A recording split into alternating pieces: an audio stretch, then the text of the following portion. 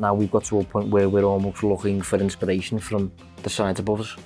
Trent is a curious one. Do you think Trent benefits? I think Trent could benefit, certainly. What a fearsome two. Thiago and Trent Alexander-Arnold. Yeah, Salah, without me even realising at the time, was breaking records. Hello, welcome to the deep dive. It's box midfield time once again. It's me and it's Josh again. Not only have we looked at Man City's box midfield over the last couple of weeks, we've looked at Arsenal's box midfield over the last couple of weeks, and we get to look at Liverpool's box midfield over the weekend against Arsenal. Josh, you're here for this one. This is your show today. Liverpool set up in that 4-3-3 formation, but they didn't stay in that 4-3-3 formation, did they? No, it was a surprise. Obviously, we know Arsenal have been doing it recently for most of the season. Actually, we know City have been doing it, and I don't know about you. I did not see it coming at all. No, because for me, when we looked at how Liverpool dealt with Manchester City, and I think they did well in the first half tactically. Second half, it fell to pieces. When they were coming up against Arsenal, I expected them to do what they did against City. I think I sat here and said this to you last week, and tackle it that way. Yeah. Now, normally when we've seen Trent take a midfielder's position, we've actually kind of seen him here on the edge of the penalty area, and that's Trent moving into midfield. But it's completely different this time around, wasn't it? Because we moved him into this situation and spread the sort of defenders out a bit more like that, didn't we? Yeah. Well, but I've seen a few people on Twitter saying that Trent's been inverting for like 12 months, 18 months and things like that. He has, but it's exclusively in the opposition's half, in the final third, really. This is the first time that we've seen it really from Alisson, from building the play. He moves over, tucks inside alongside Fabinho and forms a midfield two. Robertson tucks in alongside Virgil and Kanate to form a back three. And there's your kind of like 3-2 shape at the back that you can build from. As a result of that, Henderson pushes up a little bit. Curtis Jones, it was on the day, pushes up a little bit. And you've got this kind of box midfield that we've been touching on as like a recurring theme for the past month. Salah stays wide as usual. Was it Jota over here? Jota, yeah. Jota stays really wide. But it was really interesting, and as I said, I didn't see it coming, and it benefited certain players more than others. But yeah, I'm sure we're going to get into it. Yeah, I think one of the things, I read your article earlier in the week, actually. I thought it was brilliant on it, and I think one of the things that I'd like to talk about, not to tread over your article too much, but is Henderson's positioning and what that meant for Mo Salah.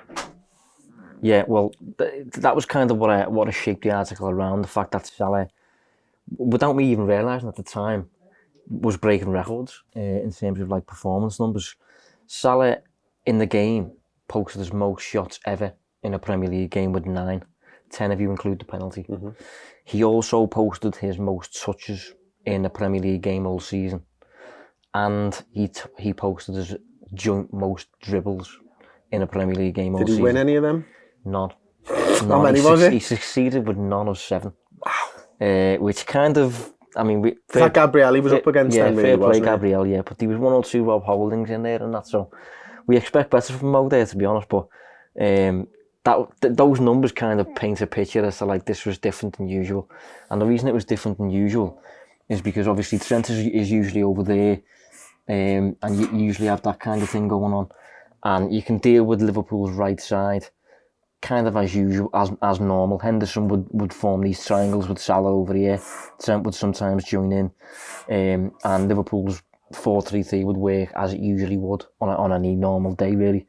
But because of what happened, because Trent's tucking inside and consequently taking players with him, and Henderson's coming inside here rather than staying on the flanks and things like that, Salah kind of had the whole of the right side to himself almost, and as a result of that, he kind of like had a lot of passing lanes in his direction. Kanate's first pass was often just straight down the line to Salah. There was no kind of like building through the thirds and like that.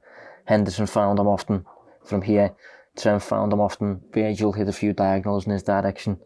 So I suppose in terms of tactics and getting your player on the ball as much as you possibly can, your best player on the ball as much as you possibly can, it really definitely did that. Yeah. Well, one of the things I want to talk to you about is, I don't know whether we should put the Arsenal players on the board for this, but why it worked against Arsenal, why specifically Mo Salah was able to get into that. Now, do you put it down to the fact that when out of possession, Arsenal go man-to-man? Yeah. And so let's say, should we put the players on the board? Yeah, come on. Right, we've put the players on the board. Now, before we do that, it's probably best to visualise this with more than just magnets, what we're talking about. So we're going to put up a picture on the screen now, and you can see in this one, Trent Alexander-Arnold tucks inside, and you can see that midfield four that we've been talking about, with Trent Alexander-Arnold inside with Fabinho, and then Henderson pushing up, and in this instance, actually, it's Gakpo coming back in, but you can see Henderson tucking inside. If we move on to the second screenshot, you can see the back three there where Robertson is, Fabinho alongside Trent Alexander-Arnold, and Konate's positioning really wide as a wide flanked sort of three at the back. So we'll come back onto it now, having shown you that Liverpool did this, if you didn't believe us. We've put Arsenal on the board. This week, Arsenal are green, Liverpool are red. For anybody who had a go at me last week, Josh, I'm talking to you. Tom, I'm talking to you. I'm talking to you, that commenter as well. Forget your name, apologies. So as you can see here, what we've done is we've put the greens as Arsenal, we've put a three at the back, we've put them with the box midfield. Zinchenko's sat inside alongside Thomas Partey. We've got Odegaard alongside Granit Xhaka, and then we've got their three forwards, obviously the three centre-halves and the goalkeeper at the back. Now, one of the things that I wanted you to explain, if possible, is why, when they track man-to-man, Mo Salah's got so much space. Yeah, well, I think it's obviously defending, usually, we expected kind of them to defend out of a 4-3-3, despite kind of operating in this weird 3-2-5 system, really, when they've got the ball. So if they did that, Zinchenko would be the player who should have picked up Salah down here, and maybe that would have resulted in Salah having a bit more success in terms of his 1v1 duels. But Zinchenko instead picked up Henderson in here. And although that made sense in terms of a man-to-man thing, maybe Zinchenko was going to be able to deal with Henderson defensively better because he's not Mo Salah. But because he did that, Arsenal's left-back is going away from the left side of the pitch. He's going towards the middle. Gabriel's shuffling over. And he's not going to want to go too far if Mo drops back, is he? Who? He's not going to follow him all the way out here, is he? No, I mean, he did his best, and to be fair, he did have a strong game, and there was the odd moment where Salah did pick up the ball around here. Gabriel just went right through him, and he did have a good performance. To be honest, I thought Salah would get the better of him for more than he did. I think Gabriel's a good solid defender, but I think he's got the odd little error in him, I think, based on this season. But he played really well, but as a result of like Zinchenko going in with Henderson and Trent coming in this way, Martinelli did stay out here, to be fair to him, but it just opened up so many passing lanes for Salah. Ended up touching the ball so often. I think his average for the season, his average for his Liverpool career in the Premier League touches is about 43, I think, on a per 90 basis. His best for the season, I think, is maybe 53. Up until this game, he posted 67. So it's a marked real increase. Jump, yeah. You're looking maybe 10, 15, 20%, somewhere in that range, aren't you, of an increase in touches on his best. Yeah. Never mind on his worst. You're probably looking at close to 50% on an average game there.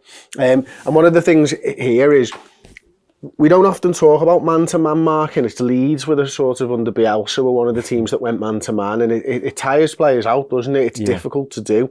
Most teams defend only. Why do you think Arteta wants to defend in this man-v-man way? Well, I will say that I think Leeds were kind of an exception in the sense that, like, it was genuinely man-to-man everywhere, and no matter where the players moved, they would stick them. Yeah, you would follow them. Whereas Arsenal are man-to-man, but it's a bit more flexible based on like where the ball is on the pitch and things like that. So if Alisson's first pass is out here, Saka will probably shuffle over to pick up like this man, and it'll come across like this type of thing. So it is man-to-man, more man-to-man than Liverpool, with a bit more like, you know, covering zones and spaces and things like that. But it's more flexible. It does allow Arsenal to remain like, you know, it's not daft. They're not like opening up massive spaces where Liverpool can just walk right through them, except for obviously the space Salah benefited from out here. And you just got to think, if Liverpool, I don't know if Liverpool are going to keep this.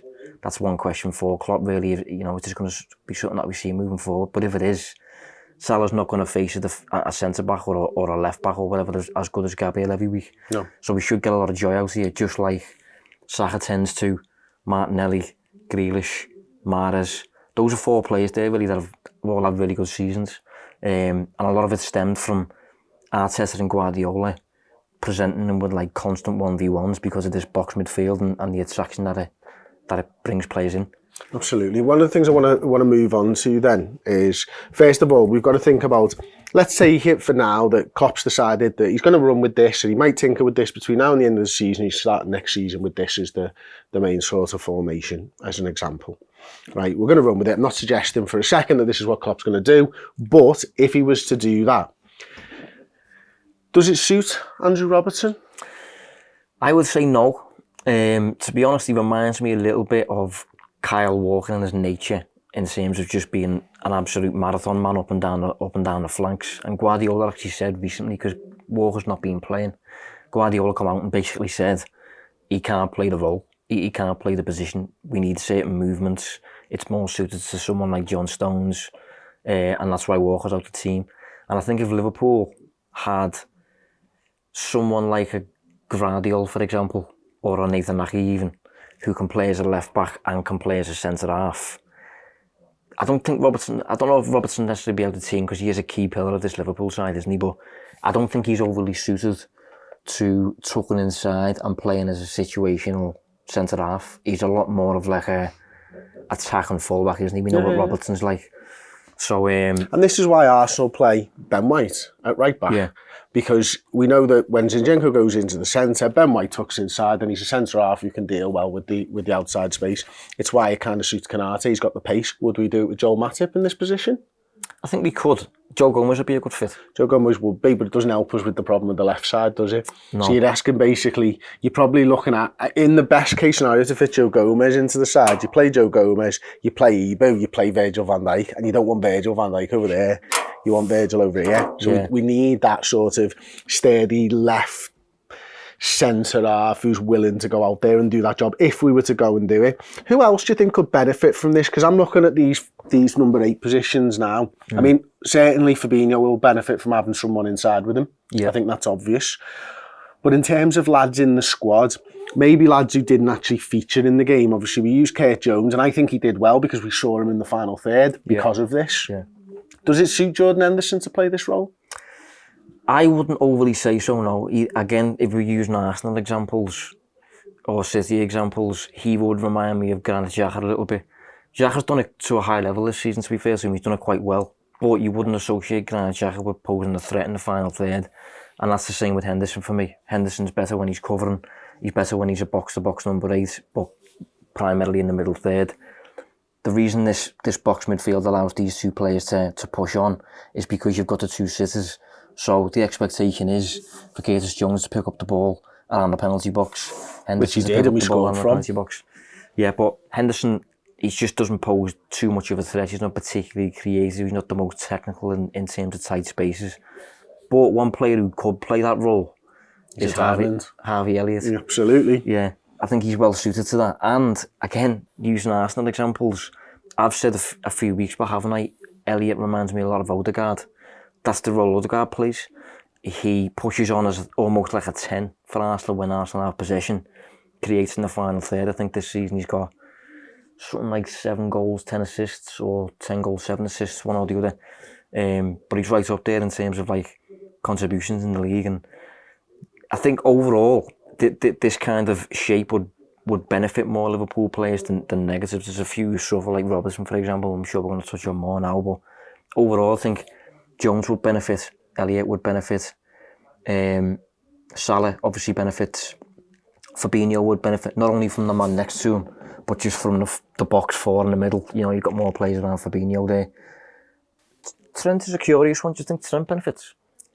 I think Trent could benefit, certainly. I think, well, for a start, he was outstanding against Arsenal. You know, and I think he had one of his better games over the last couple of months. But I don't know whether that was down to the new position, or is he just had fire in his belly, or he's just pissed off because of Granit Xhaka, or it was a combination of all of those things. But certainly, you know, and this is why I think it's difficult in this particular game. Not everyone would have a man on him. And even with a man on him there, and all right, it's Granit Xhaka in this instance, isn't it? Yeah. I think he's done very well with it against a fella who you would expect to be decent because obviously he's always sort of played a bit more of a deep lying midfielder, so you'd expect him to throw a tackle in and all that type of stuff. That one-on-one battle, Trent Alexander-Arnold certainly won on the day. And Jack is underrated as a player. I think he loses his head and stuff, yeah, absolutely. Yeah. But I think he's proved this season why he's in that side. And, you know, they're at the top of the table for a reason. He's one of those reasons alongside the other front four. Yeah. So Trent Alexander-Arnold, definitely. And it gives me something to hang my hat on about him playing in midfield, because he literally played in midfield. And so anyone who's out there talking about, are we going to talk about Trent Alexander-Arnold in midfield? Maybe this is the Trent Alexander-Arnold midfield that we didn't see coming, but the Klopp's had in his mind for a little while now. Yeah, well, if you think of players that generally tend to do this, there's obviously not many of them, but players who have been inverted usually tend to be really technical players who are not necessarily Duracell bunnies up and down the sides. But you think of like Philip Lahm, João Cancelo, players like that who are really technical. Zinchenko as well. Someone was telling me last week, I forget who was telling me, I don't think it was you, that when Zinchenko left Arsenal, they asked one of the Man City players. It was me, yeah. It was you, yeah? About who's the most technical player in the side, and they said it was Zinchenko. You got asked who's the most technical player in the squad. Technical in a Guardiola team, and he said Zinchenko. Above like Bernardo Silva and Mahrez, Grealish. Yeah, that was Kyle Walker who said that, yeah. Was it, yeah? Yeah. That's wild. No, it's crazy. But I do think we saw bits of that at Anfield. I think you know, he is a very, very technical player, and you can see why he did well for Guardiola. You can see why Arteta wanted him. And I think with Trent as well, one nice thing about this is obviously the Trent that we've come to know loves to pick up the ball around here, and he will take so many risks there. And a lot of the time he'll lose the ball. A lot of the times deliveries will go into the box and they'll come out. And one of our issues this season is we just haven't had like the safety net here to sweep those balls up. Yeah. If he's going to occupy these spaces a bit more, maybe he can have a positive influence on Liverpool's game in possession, but without being that kind of killer ball merchant who's just doing it every 5 seconds. And maybe this season's version of Liverpool, it's hurt us a bit more than it's benefited us almost. Another player as well, who we haven't touched on, who probably could play like a weird sort of role in this system, if needed, is Milner. Obviously Milner, experience all over the park, but he's played as a left back for Liverpool and as a right back for Liverpool. Obviously we know he's an 8. So I could see Milner playing quite a role in this team. Outside Trent, if Trent needs a rest. Obviously he can't really become a starter, can he? But I think Milner's well suited to it, weirdly.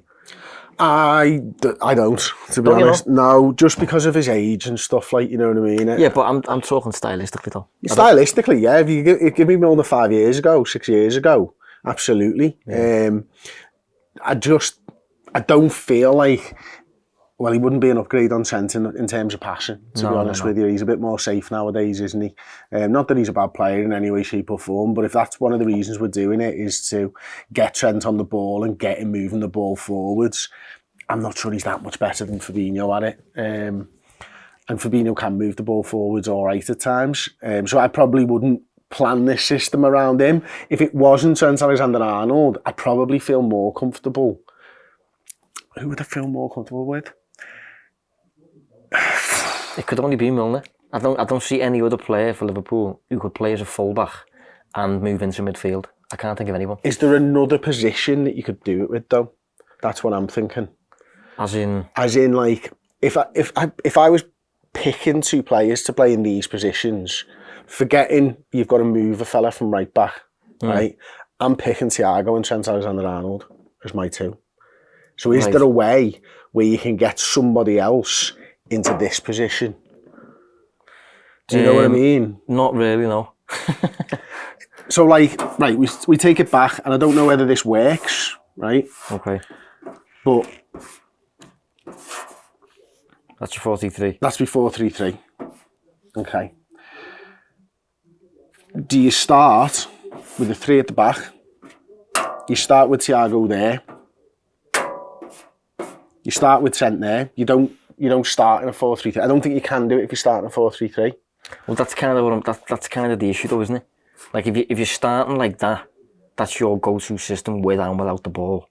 That's quite a bold, you know, full-on Cruyff Guardiola system, that. And I think Liverpool have the players potentially to do it in moments and that, but I don't think we have the control over the ball to do that. Guardiola's City are so slow and so controlling that they can play chess almost. Liverpool are a bit more basketball, aren't they? You'd have to have that as Robertson, and he'd have to move there, and Hendo would have to come back. That's the only way that I can see that you could do it. Yeah. And then you'd ended up with a 4-2-3-1 instead of a 4-3-3. Yeah. I don't think you can do it with 4-3-3. But Thiago, without doing that, I don't think this system suits him. I don't think you can get him into this system without doing something a bit more nuts like that. Yeah, well, I was going to say, I think it's a tricky one because his number 8 role, the left-sided number 8 role, has typically been, and we've touched on this previous weeks, like a controller, hasn't it? And he tends to tuck in deeper alongside Fabinho as the 6, and maybe this right-sided number 8 would go higher. But in this system, the left-sided number 8 and the right-sided number 8 are expected to do that. Thiago, for me, is the ultimate middle third player. So to put him in the final third and expect him to do bits up here, I'm sure he could. Good player in that, but I would just prefer him back here. So the only way in which you could do that, really, with Trent doing this, is if he starts as Liverpool's lone 6, without Fabinho in the team. And I think he's got those qualities on the ball, but without the ball, to have Thiago as your 6 on his own at times would be a concern. I think he's a good tackler, and I think he can do everything apart from he's physically not up to it. And I think that's something that Jürgen brought into this side, is that he loved Fabinho for his height as much as anything else. You know, being that destroyer, but being that tall guy in the middle of the park. Because you think about it on a footy field, and this always has baffled me, Josh. Like, what's the real difference when someone's clearing the ball and having a 6'4" lad versus a 5'10" lad on a 100-yard pitch or whatever? But it does make a difference. Yeah, definitely. Like, the tall lads do get the ball more often, and it would just go over Thiago's head. Now, I don't know why that is, because it's that much in a huge pitch, but it always seems to be the case. So I agree with you there. I think Thiago, in terms of in possession, absolutely perfect. I wouldn't rule him out, much like you, playing in this spot here, because he's got those feet. You know, we saw it against Arsenal the weekend when he comes on and he's here, and he does that weird little flacky flick thing that he does, that he's probably patented or nicked off Ronaldinho, I'm not sure which. And he gets somebody straight in. Was it Trent he passed it to? I can't remember. So he's technically available to do that, but does he control the game there? That's my question mark, and I don't think he does. Yeah, he can definitely do it. I think he's proven that he's ridiculous enough, especially on the technical side, to play in those tight spaces. There's no problem with that. For me, it's just more he's a master at, for the start, of helping with your build up. Yeah. And if you've got him up here, there's your build up there. So you're keeping him away from that, which he's very good at. And in terms of controlling the game, again, that's probably these 2 lads. Again, he's away from that. So I think he could play there. There's no issues with that. It's just, are you getting the best version of Thiago within this 3-2-5? I don't know. I mean, 3-2-5, there's no way you'd have Thiago in the 5. It's just he's in the 2. Yeah, he's in the 2. So, but that, what a fearsome 2, Thiago and Trent Alexander-Arnold. Yeah, I don't know. Because there's 2 lads who just go, now we're playing that way, we're moving over there, quick pace, great passing, the ability's there. If you can get him into the side, and maybe you're right, maybe it is just a straight up. Thiago starts there, Trent moves across, they move into a thing, you've got your box midfield, you've got Harvey Elliott, you've got Kurt Jones or a replacement or something like that. He plays those little balls in, he's charged with doing that a little bit more. And then Kurt Jones runs in, or somebody runs in and starts playing little one-on-ones or whatever there. That works, but that is just almost copying Arsenal. That's kind of what we're doing, really. But that's copying Arsenal. Josh, what's the fucking next thing? I don't know. Because if he's seconds, you're nowhere. Yeah. And these lads have got another season. Well, yeah, these lads have got another season on us, or 2 seasons, or whatever it is. Guardiola's been tinkering last season. I think it was a lot of that 4-4-2, wasn't it? Which turned into a mad 4-2-4 or a 4-6, however you want to look at it. This season, Arteta's gone this way. Guardiola's gone this way. Klopp's come to it right at the end of the season.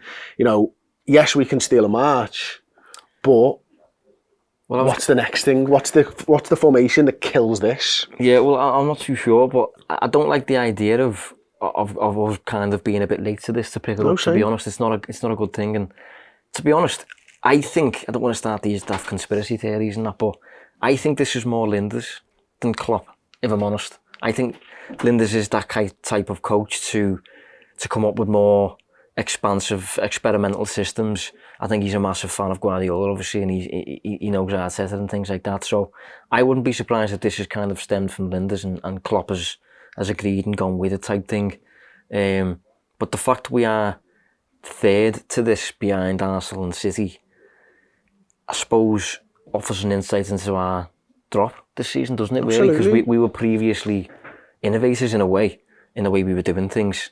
But now we've got to a point where we're almost looking for inspiration from the sides above us. And that's not a good position to be in, is it? You know, in terms of like, you think of it in the most basic terms, a few years ago when you know, teams started playing out from the back, we weren't the first, but we weren't the last either. You know, Manchester United were probably the last, and that was probably because of David De Gea holding them back a little bit more. Still doing it now, yeah, still doing it now. And like, they've never really caught up. Yeah. After, you know what I mean? And you can see that really inside. It's like, lads who use data in football. You know, Liverpool, obviously one of the top teams for doing that. Manchester United started 10 years too late. Yeah. I know they're ahead of us now, but have they caught up in that department quite so well, or is he just picking players that have played with him at another football club and he knows they're good? Like, what is it really? It's not the data that's led them to Anthony, is it? You know, it's the manager. So I think this does just kind of capture, though. Like, we did Klopp's tactical timeline, didn't we, a few weeks ago or whatever, and I think this just kind of sums up how Liverpool are still just very much a work in progress, essentially, very up in the air. We've used 4-4-2, 4-diamond-2. This is a 3-2-5, 4-3-3 for lots of the season. Sometimes it's been a high line, sometimes it's been a little bit deeper. We've used so many different systems, so many different formations to get the most out of these players. And in terms of next season and how you maybe plan for a summer, one of the reasons Liverpool was so successful in so many windows under Edwards, for example, I think, is just because we had a clearly defined system. Yeah, you know the profile of your player. Exactly, and you can pick out, you know, okay, look at the 4-3-3, right, which area of the 4-3-3 is the weakest, upgrade that, and you had Alisson, you had Van Dijk, then you had Fabinho, and you just get better, whereas at the minute, Liverpool obviously planning for like the biggest summer of Klopp's career probably, and we have no real clue what the fixed formation is going to be next season. It probably will be 4-3-3, but you just don't know really. And that leads us on to the next show very nicely, actually. I mean, we're going to do that on Redmen Plus, so if you want to get involved, use the code DEEP for 50% off for the first 3 months, sign up as a club captain. We'll be doing another show. We're going to look at Liverpool's squad in depth and detail. We're going to look at the contract expiry, the age of the players. We're going to look at the positions of the players and see if we can garner any insight from what we've done right here, scaling that over the squad, and seeing if we can spot any clues as to what formation we might be buying for and what positions we need most of all. And I'm not just, I know, midfielders, I know. Anybody could say that, but we're going to take a proper analytical look at it. So if you enjoy this show and you like what we've been doing on the deep dive, come over to Redmen Plus, use the code DEEP, and we'll see you over there. Thank you very much, Josh. No worries, mate. See you next time. Ta-ra. Sapping everyone, hope you enjoyed that show. If you want to get discounts off redmenmerch.com, if you head over to redmenplus.com and become a club legend, you get 20% off the products over on redmenmerch.com. So yeah, get yourself some Boss Liverpool gear, get yourself even more Boss Liverpool content, become a Redmen Plus club legend today.